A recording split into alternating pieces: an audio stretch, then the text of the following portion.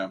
So football and then some other sports here and there, but football was the passion. And then obviously you've done a lot of stuff with the barbell after high school. Did you do any other sports after high school? So when I graduated high school, I stopped lifting weights because up until that point, I really only lifted weights because I loved I loved trying to be be a better football player. And so I was just kind of like, what's the point? Like I don't need to try to increase my clean. I don't need to squat heavy. At 18 years old, I'm not thinking long term. I'm not thinking like, well, I should preserve some muscle mass, or I should, this is going to Yeah, be good yeah. for me. It was just like the immediate return was gone in playing football. And I actually read a book that one of my friends gave me at track practice. It was called Ultra Marathon Man: Confessions of an All-Night Runner. And it's just this pretty wild book about this ultra marathon man who runs 100-mile races and 200, 300-mile races. And he would run through. He lived in San Francisco. He'd work a day job and he'd go like run all night and then go to work. And he'd have just wild stories where he'd go running all night and he'd call the only pizza place in town that was 24 hours.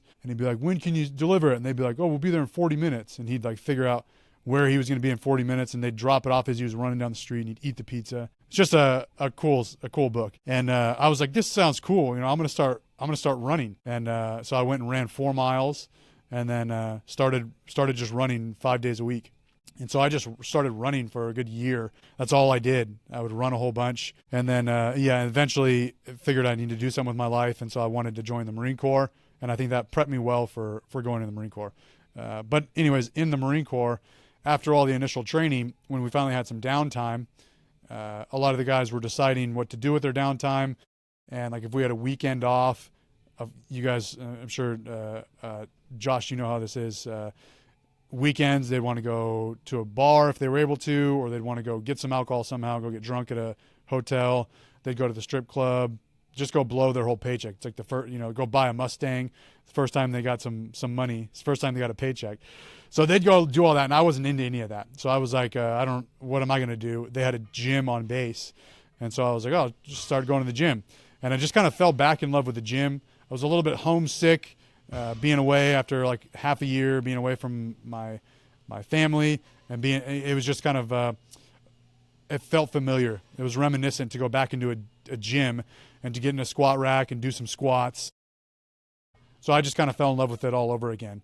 And I just spent a ton of time doing that and kind of fell in love with it all over again. For the first time, really enjoying weight training, not just for the reason to make me a better football player. I just really enjoyed doing it as an activity.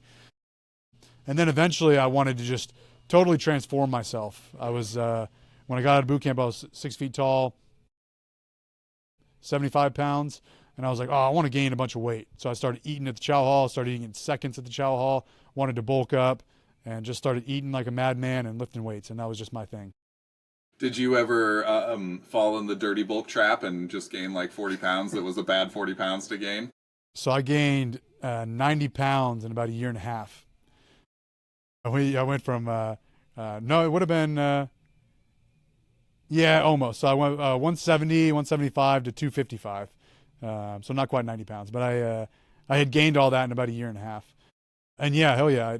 I mean, I just ate chow hall food, and it was like decent food. There'd be some sort of protein, some carb, some vegetable, and I would just eat that, a couple rounds of that, throw on the dinner rolls, drink a whole bunch of milk, and get ice cream if they had soft serve ice cream too.